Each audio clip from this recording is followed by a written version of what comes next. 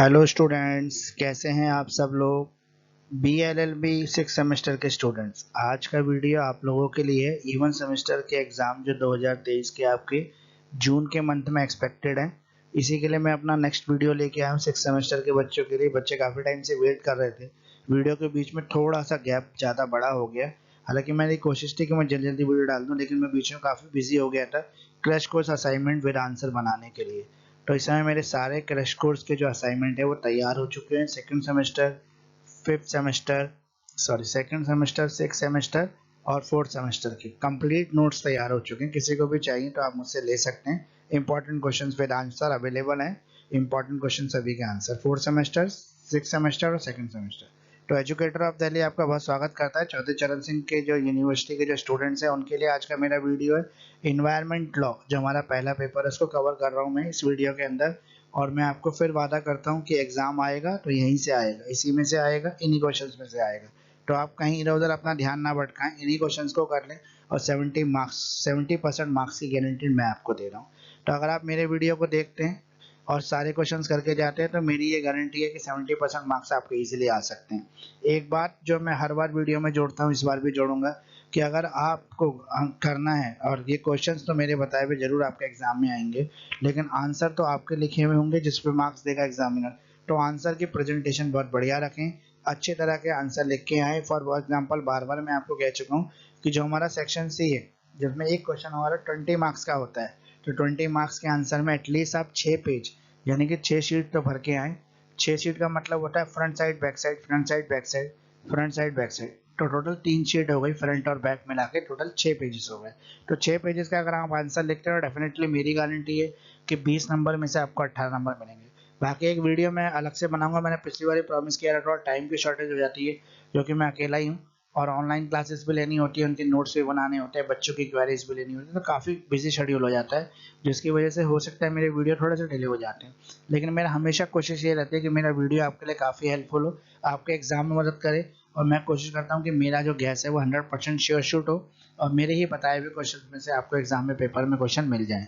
तो environmental law का video है आज का, शुरू करते ज़्यादा समय खराब ना करते हुए आइए वीडियो पर चलते हैं, देखते हैं कौन से क्वेश्चन हैं आज। हिंदी इंग्लिश और इंग्लिश मीडियम, हिंदी मीडियम और इंग्लिश मीडियम दोनों मीडियम के बच्चों के लिए आज का वीडियो है। दोनों में ही क्वेश्चन मैंने बताए हैं, पहले इंग्लिश मीडियम रहेगा, वीडियो के लास्ट में जो हिंदी मीडियम रहेगा। बिल्कुल वीडियो मिस ना करें, लास्ट तक देखें। इंग्लिश मीडियम के बच्चे इंग्लिश मीडियम के क्वेश्चंस देखने के बाद हिंदी मीडियम के क्वेश्चंस भी देखें। लास्ट में वीडियो के अंत में एक ऑफर भी है मेरे पास आपके लिए। आप एब्सोल्युटली फ्री जो मेरे असाइनमेंट है, जिससे मैं क्रैश कोर्स असाइनमेंट का नाम देता हूँ, जिसमें इंपॉर्टेंट क्वेश्चन विद आंसर है, वो आप ले सकते हैं एब्सोल्युटली फ्री, जीरो प्राइस पर ले सकते हैं। वो कैसे ले पाएंगे ये मैं वीडियो के अंत में आपको बताऊंगा। तो अगर आप पूरे वीडियो मेरे साथ जुड़े रहेंगे तो आपको डेफिनेटली पता लग पाएगा, बीच में मैं इन्फॉर्मेशन शेयर करूंगा और लास्ट में इसको कंक्लूड करूंगा। तो आइए शुरू करते हैं आज का वीडियो। एनवायरमेंटल लॉ का वीडियो है ये। तो एजुकेटर ऑफ दिल्ली आपका बहुत स्वागत करता है। चौधरी चरण सिंह यूनिवर्सिटी मेरठ के बच्चों के लिए मोस्ट इंपॉर्टेंट क्वेश्चंस हैं। सेक्शन बी और सी के क्वेश्चंस मैं कवर कर रहा हूँ। हमेशा हर बार मैं कहता हूँ कि सेक्शन ए को प्रिडिक्ट करना काफी डिफिकल्ट कॉन्सेप्ट होता है, इसलिए सेक्शन बी और सी को मैं प्रिडिक्ट करता हूँ। और बी और सी के आप कर लेते हैं, टोटल 17 क्वेश्चन है मेरे, इनको अगर आप कर लेते हैं तो आपको सेक्शन ए अटेम्प्ट करने में ज़्यादा डिफिकल्टी नहीं होगी, आप सेक्शन ए भी अटेम्प्ट कर पाएंगे। तो पहले हम क्वेश्चन से शुरू करते हैं, देखते हैं क्वेश्चंस में क्या क्या किस तरह के क्वेश्चन है आज के वीडियो में। क्वेश्चन नंबर 1 है हमारा, write down the functions and power of the state and the central pollution control board constitution under the water prevention and control of pollution act 1974।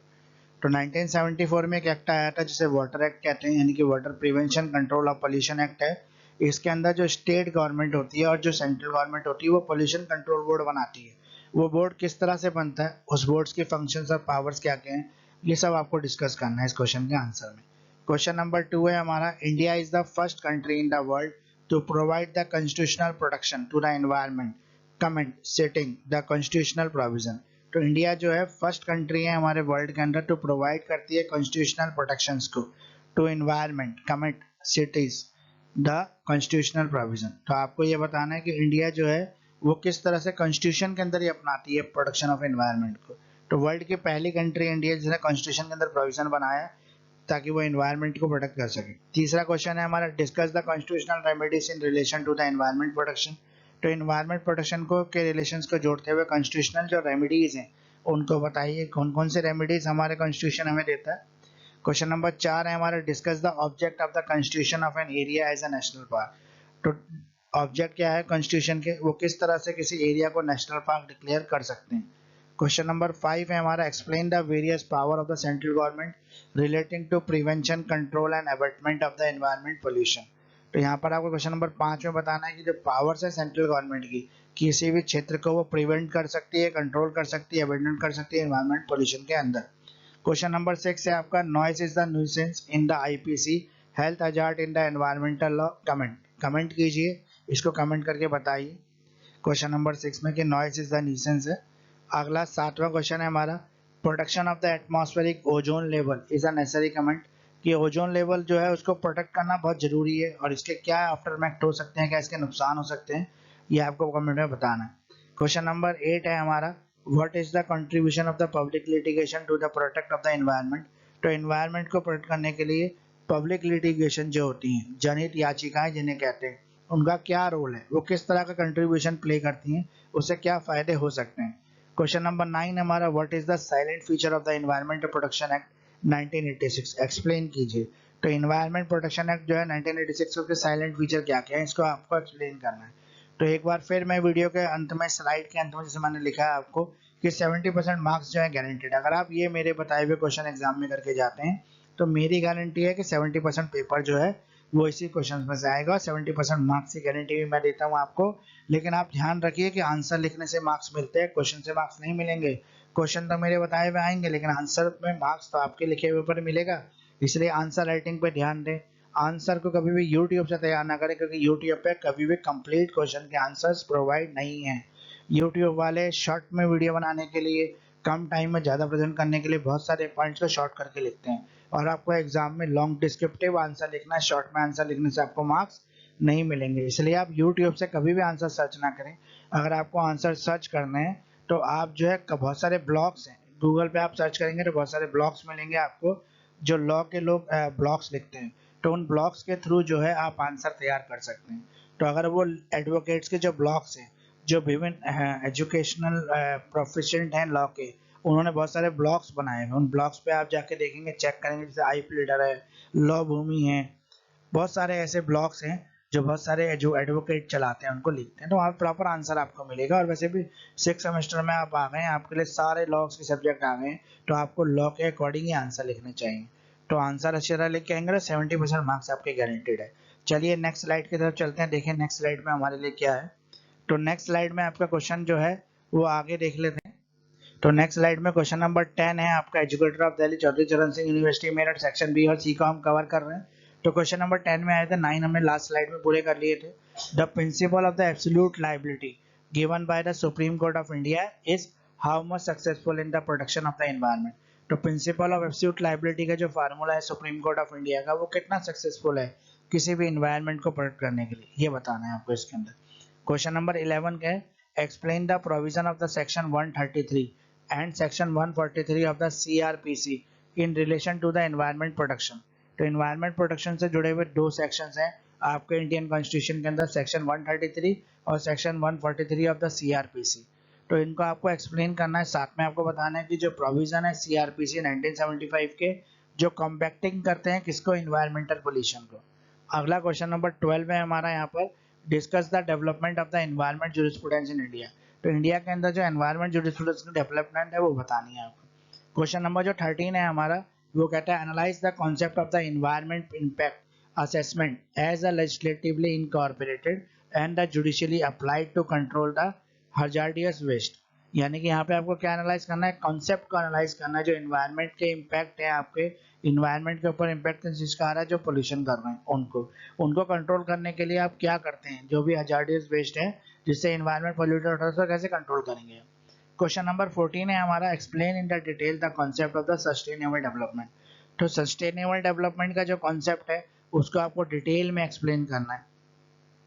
What role has the Indian Supreme Court played in making it applicable in India?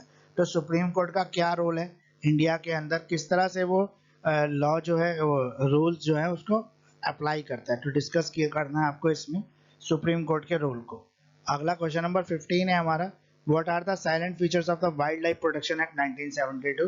Do you think this act has successfully achieve its objective?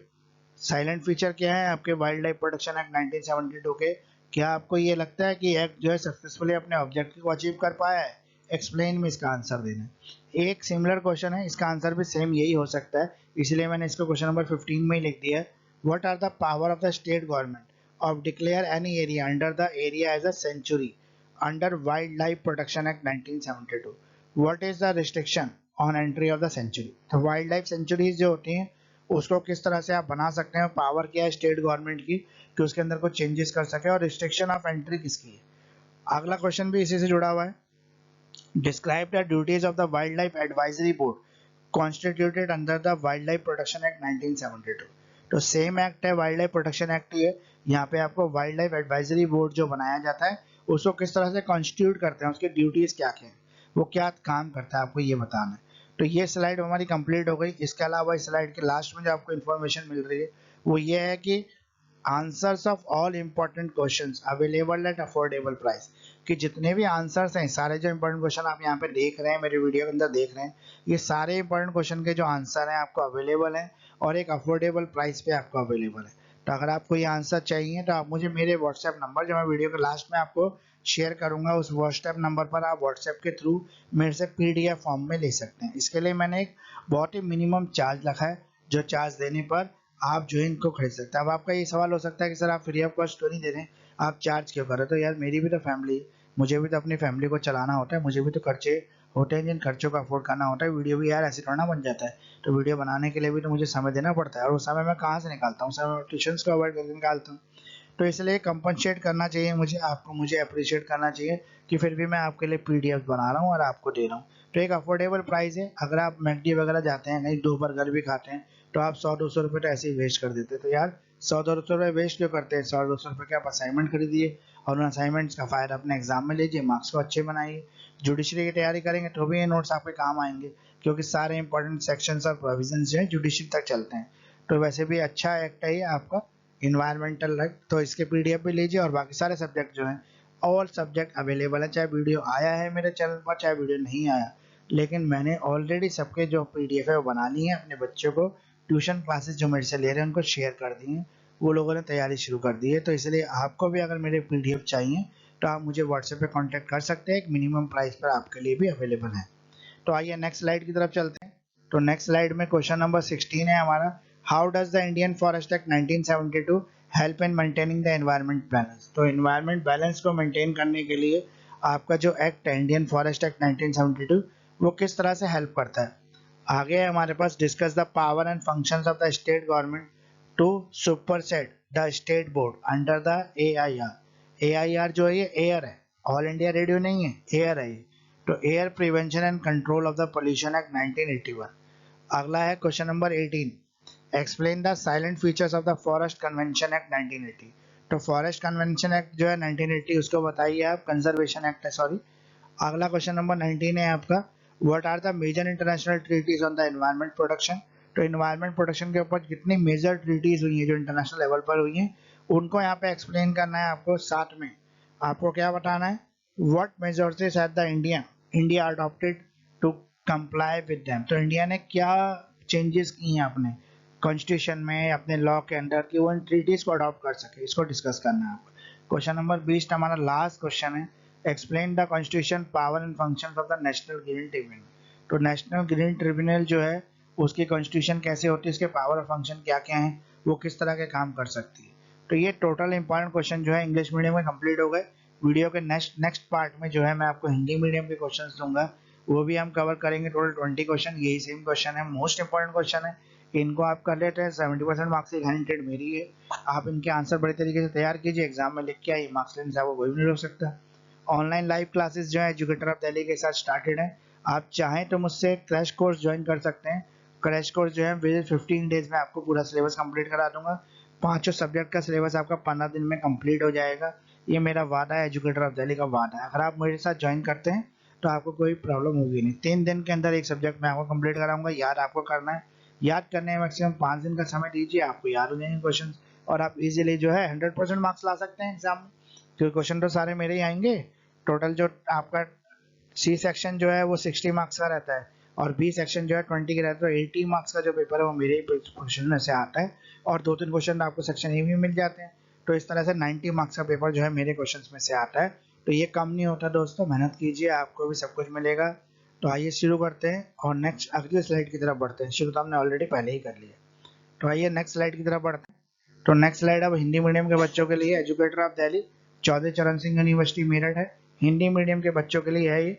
Section B और C को मैं cover कर रहा हूँ। Section A के prediction करना काफी मुश्किल होता है कौन से क्वेश्चन आएंगे, इसलिए सेक्शन बी और सी को लेकर चल रहा हूँ। तो क्वेश्चन नंबर 1 है हमारा, जल प्रदूषण नियंत्रण रोकथाम अधिनियम 1974 के तहत राज्य और केंद्रीय प्रदूषण नियंत्रण बोर्ड के फंक्शन और शक्तियों को लिखिए। तो जल प्रदूषण जो है उसके ऊपर है ये क्वेश्चन। अगला क्वेश्चन नंबर 2 है हमारा, भारत विश्व में पर्यावरण की संवैधानिक संरक्षण प्रदान करने वाला पहला देश है, संवैधानिक विधान के प्रावधान को उदाहरण देकर टिप्पणी कीजिए। तीसरा क्वेश्चन है हमारा, पर्यावरण संरक्षण के संबंध में संवैधानिक उपायों पर चर्चा कीजिए। अगला क्वेश्चन है हमारा, क्वेश्चन नंबर 4 है हमारा, राष्ट्रीय उद्यान के रूप में क्षेत्र की संविधान वस्तुओं पर चर्चा कीजिए। क्वेश्चन नंबर 5 है हमारा, पर्यावरण प्रदूषण के निवारण, नियंत्रण और सहायता से संबंधित केंद्र सरकार की विभिन्न शक्तियों का विवरण दें। तो यहाँ पर मैं आपको बता दूं, हिंदी में कोई भी क्वेश्चन आपको समझ में नहीं आता तो आप same question number English medium का देख लें, आपको वहाँ इंग्लिश में ट्रांसलेशन मिल जाएगी, हो सकता है आपको क्वेश्चन समझ में आने लगे। क्वेश्चन नंबर 6 है हमारा, ध्वनि भारतीय दंड संहिता में एक उद्दीपन है, पर्यावरण कानून में स्वास्थ्य हानि है, टिप्पणियां नहीं। पर्यावरण प्रदूषण के निवारण, नियंत्रण, सहायता संबंधित केंद्र सरकार की विभिन्न शक्तियों का विवरण दें। अगला क्वेश्चन नंबर 7 है हमारा, वातावरणीय ओजोन स्तर की संरक्षण आवश्यकता है, टिप्पणी कीजिए। क्वेश्चन नंबर 8 है हमारा, पर्यावरण की रक्षा के लिए सार्वजनिक मुकदमेबाजी का क्या योगदान है। क्वेश्चन नंबर 9 है हमारा, पर्यावरण संरक्षण अधिनियम 1986 की महत्वपूर्ण विशेषताओं को समझाइए। तो ये क्वेश्चन नंबर 9 टोटल इस स्लाइड में कंप्लीट हो गए। चाहे तो आप हमारी ऑनलाइन लाइव क्लासेस भी ज्वाइन कर सकते हैं। ऑनलाइन लाइव क्लासेस जो है वो हिंदी इंग्लिश दोनों मीडियम में चलती है। दोनों में से जो भी मीडियम आपको इजी लगता है उसमें आप क्लास ज्वाइन कर सकते हैं। दोनों मीडियम में ही मेरे पास important question with answer available है, हिंदी मीडियम में भी अवेलेबल है। दोनों मीडियम मेरे पास अवेलेबल है, आपको जिसमें कन्वीनियंट है उसमें ले सकते हैं मिनिमम अफोर्डेबल प्राइस पर। तो आइए वीडियो को नेक्स्ट स्लाइड की तरफ ले जाते हैं। तो नेक्स्ट स्लाइड में क्वेश्चन नंबर 10 है हमारा, भारत के सर्वोच्च न्यायालय द्वारा दिया गया पूर्ण उत्तरदायित्व का सिद्धांत पर्यावरण की रक्षा करने में कितना सफल है। अगला क्वेश्चन है हमारा, पर्यावरण संरक्षण के संबंध में सीआरपीसी की धारा 133 और धारा 143 के प्रावधानों की व्याख्या करें। पर्यावरण प्रदूषण से निपटने के लिए सीआरपीसी 1975 के तहत प्रावधानों पर चर्चा करें। तो क्वेश्चन नंबर 12 है हमारा, भारत में पर्यावरण न्यायशास्त्र के विकास पर चर्चा कीजिए। क्वेश्चन नंबर 13 है हमारा, खतरनाक कचरे को नियंत्रित करने के लिए विधायी रूप से शामिल और न्यायिक रूप से लागू पर्यावरण प्रभाव मूल्यांकन की अवधारणा का विश्लेषण करें। क्वेश्चन नंबर 14 है हमारा, सतत विकास की अवधारणा को विस्तार से समझाइए। भारतीय और सर्वोच्च न्यायालय ने इसे भारत में लागू करने में क्या भूमिका निभाई है, चर्चा कीजिए। क्वेश्चन नंबर 15 है हमारा, वन्य जीवन संरक्षण अधिनियम 1972 की मुख्य विशेषताएं क्या है। क्या आपको लगता है कि इस अधिनियम ने सफलतापूर्वक अपने उद्देश्यों को प्राप्त किया है, व्याख्या कीजिए। वन्य जीवन संरक्षण अधिनियम 1972 के अंतर्गत क्षेत्र के अंतर्गत किसी क्षेत्र को अभयारण्य घोषित करने की राज्य सरकार की क्या शक्ति है। अभयारण्य में प्रवेश पर क्या प्रतिबंध है।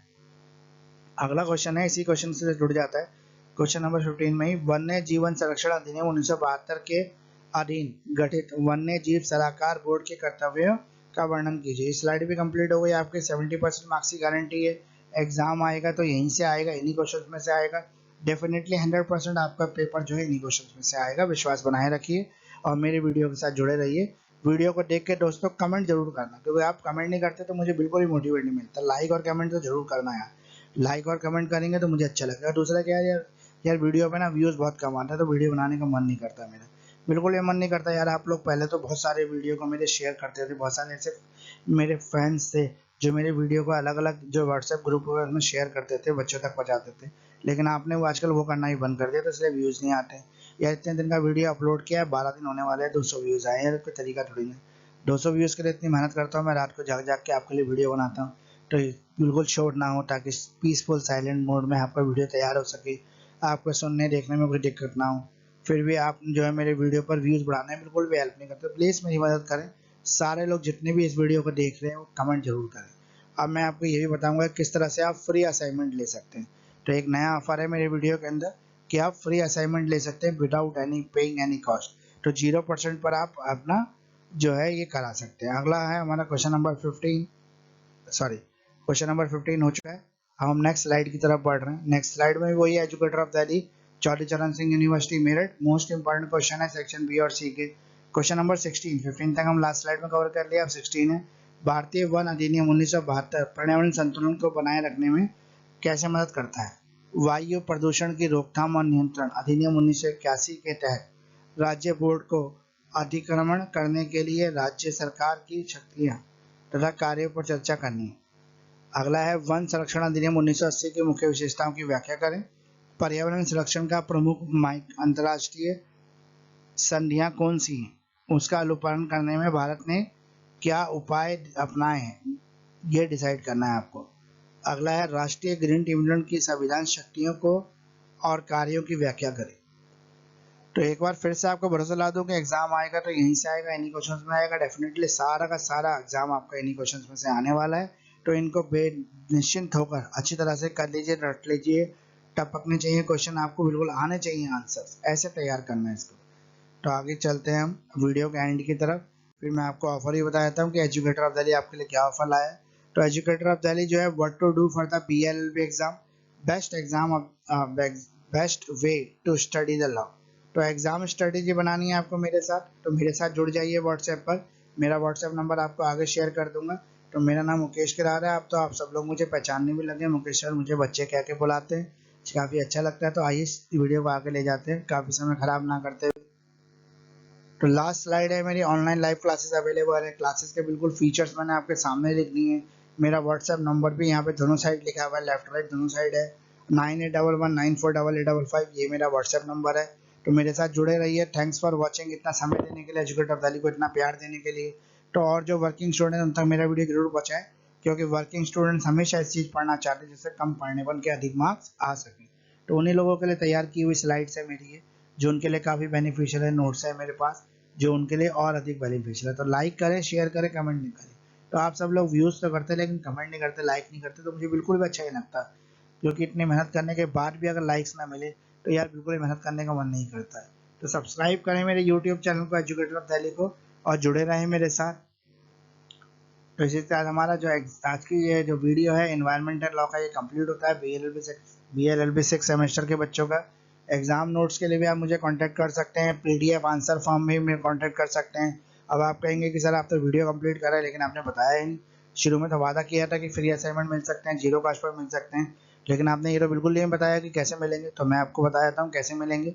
तो वीडियो के जो असाइनमेंट है, इंपॉर्टेंट क्वेश्चन जो वीडियो में दिखाए गए, इनके सारे के सारे आंसर्स आपको PDF फॉर्मेट में मिल सकते हैं, वो भी 0 कॉस्ट पर।